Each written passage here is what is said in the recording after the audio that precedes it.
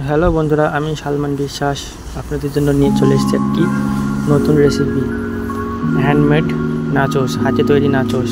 এর জন্য আমাদের প্রথমে লাগবে ময়দা। 2 কেজি ময়দা নিয়ে নিচ্ছি, তার সাথে মিশিয়ে নিচ্ছি হলদি পাউডার আর লবণ নিয়ে নিচ্ছি, স্বাদ মতো লবণ, কাশ্মীরি চিল্লি, রেড চিল্লি পাউডার, থোড়া জিরা পাউডার। এটা আমি ব্ল্যাক পেপার নিয়ে নিচ্ছি, ব্ল্যাক পেপারটা আমি মিক্সিতে নিয়ে নিচ্ছি যাতে আরও পেস্ট হয়ে যায়, আরও গুঁড়ো হয়ে ময়দার সাথে ভালোভাবে মিশে যায়, সেই কারণে আমি ব্ল্যাক পেপারটা মিক্সিতে নিয়ে নিয়েছি। তারপরে নিয়ে নেব বয়েল সিদ্ধ সুইট কর্ন। তারপরে এটা লবণ, হলদি, জিরা পাউডার, আজওয়াইন। এটা আমরা ভালো করে মিক্স করে নেব। তারপরে সুইট কর্নের পেস্টটা মিক্স করে দেবো, আগে সম্পূর্ণটা মিক্স করে নেব।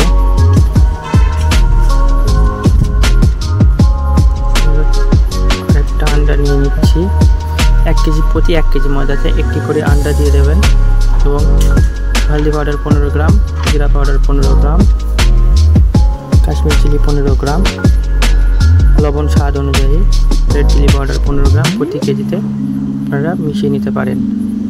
আমাদের ডোটা রেডি হয়ে গেল। এটা কিছুক্ষণ ফ্রিজে রেখে দেওয়ার পরে আবার বার করেছি। এরপরে আমি ছোট ছোট লোই বানিয়ে নেব গোল করে।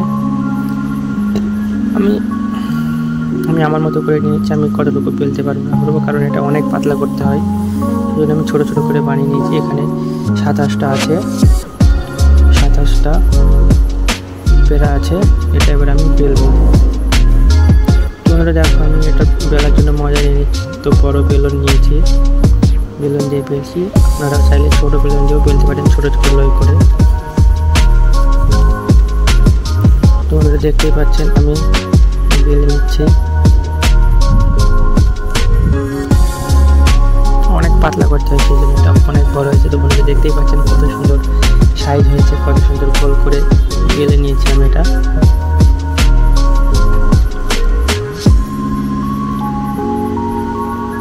বেলার পরে এবার আমি পুরোটা তাওয়াতে ধরবে না, সেই জন্য জায়গাতে আসবে না, সেই জন্য আমি এটা কেটে 1/2 করে নেব, 2 ভাগে ভাগ করে নেব। এবার এটা সম্পূর্ণ বেলা হয়ে গেল। এবার এটা রেখে দেব। সম্পূর্ণটা সবগুলো বেলার পরে আমি তাওয়াতে রোস্ট করে নেব গ্রিলে। তো বন্ধুরা দেখতেই পাচ্ছেন আমি গ্রিলে নিয়ে চলে এসেছি রোস্ট করার জন্য। তো এখানে হালকা রোস্ট করে নিতে হবে।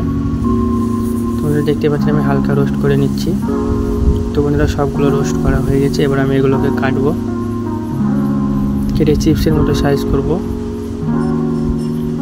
তো বন্ধুরা দেখতেই পাচ্ছেন আমি এবার এগুলোকে কাটছি।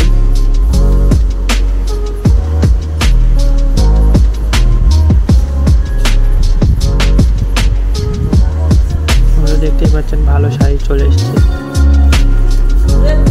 নাইফেও অনেক ধার, চাকুতে অনেক ধার করে নিয়েছে এটা কাটার জন্য, নাহলে ভালো সাইজ আসে না। দেখতে পাচ্ছেন বন্ধুরা আমি ভালো সবগুলো কেটে নিয়েছি। দেখতে পাচ্ছেন সব একটা একটা হয়ে গিয়েছে।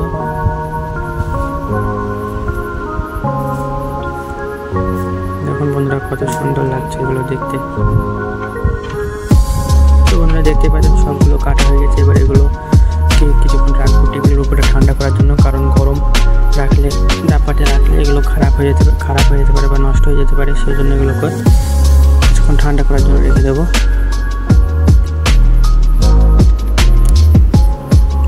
তোমরা ঠান্ডা হয়ে যাওয়ার পরে এগুলোকে এবার আমি ফ্রাই করে নেব।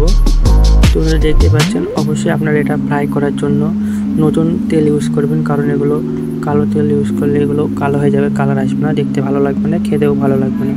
সেই জন্য আমি নতুন অয়েলে ফ্রাই করে নিচ্ছি। এগুলো ভেজে নেব। ভাজার পরে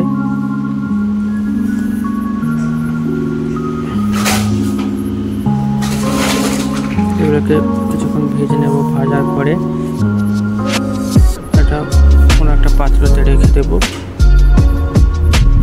দেখতেই পাচ্ছেন ভেজে নিচ্ছি, অয়েলটাকে ভালো করে ঝাড়িয়ে নিলাম।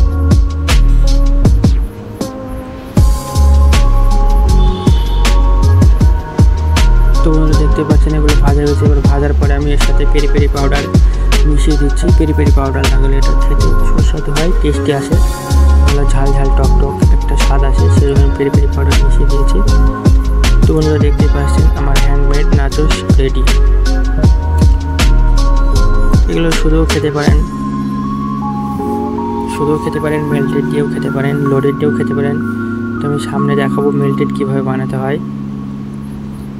তো বন্ধুরা মেল্টেড বানানোর জন্য লাগবে 500 gram Amul cheese, 500 yellow cheddar cheese, 1 কেজির স্ক্রিম।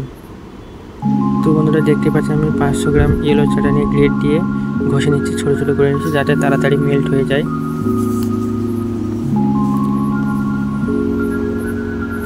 দেখতে পাচ্ছেন বন্ধুরা আমি এটা গ্রেটার দিয়ে গ্রেট করে নিলাম, এটা হয়ে গেল। এরপরে নেব আমি আমুল চিজ, 500 গ্রাম স্লাইস আমুল চিজ। তো এটাকেও আমি গ্রেট করে নেব মেল্টেড বানানোর জন্য। দেখতে পাচ্ছেন আমি আমুল চিজটাও গ্রেট করে নিয়েছি। এরপরে আমি একটা ফ্রাই প্যান নেব। তো বন্ধুরা হয়ে গেল আমার গ্রেট করা। এবার 1 কিলো আইসক্রিমটা আমি ওর একটা ফ্রাই প্যানে নিয়ে নিচ্ছি, এটা গরম করব, একবার ফুটিয়ে নেব, ভালো করে গরম করে একবার ফুটিয়ে নেব যাতে আমুল চিজটা ভালোভাবে মেল্ট হয়ে যায়। এরপরে বন্ধুরা ভালো করে ফুটিয়ে নেব এটা। তো বন্ধুরা দেখতে পাচ্ছেন এটা এবার ফুটছে, তো এর সাথে মিক্স করে দেব, তো আমুল চিজ মিক্স করে দেবো। তো বন্ধুরা দেখতে পাচ্ছেন আমি এর মধ্যে আমুল চিজটা মিক্স করে নিয়েছি। তো দেখতে পাচ্ছেন ভালো করে না ফুটলে, আইসক্রিমটা ভালোভাবে গরম না হলে, এরপরে না ফুটলে আমুল চিজটা মেল্ট হতে চায় না, সেই জন্য ভালো করে ফুটে নিয়েছি। তারপরে তো বন্ধুরা দেখতে পাচ্ছেন আমি ইয়েলো চ্যাটার চিজটা তারপরে এর সাথে মিক্স করে নিয়েছি। তো বন্ধুরা দেখতে পাচ্ছেন আস্তে আস্তে মেল্ট হয়ে একটা ইয়েলো কালার চলে আসছে। তো বন্ধুরা দেখতে পাচ্ছেন কত সুন্দর লাগছে মেল্টেডটা। তো বন্ধুরা মেল্টেড আমাদের রেডি। তো বন্ধুরা দেখতে পাচ্ছেন মেল্টেড রেডি হয়ে গেল। এটা একটা পাত্রে রেখে দিচ্ছি। তো বন্ধুরা এবার আমাদের অর্ডার চলে এসছে, ওটাকে পিক আপ করবো। তার জন্য একটা প্লেটে বাটার পেপার নিয়ে নিচ্ছি, তার উপরে নাচোস নিয়ে নিচ্ছি। এটা ছিল মেল্টেড চিজ নাচোস চিকেন। তার জন্য আমরা চিকেন কেটে ওটা, তোমরা দেখতে পাচ্ছেন এটা নিয়ে নিয়েছি।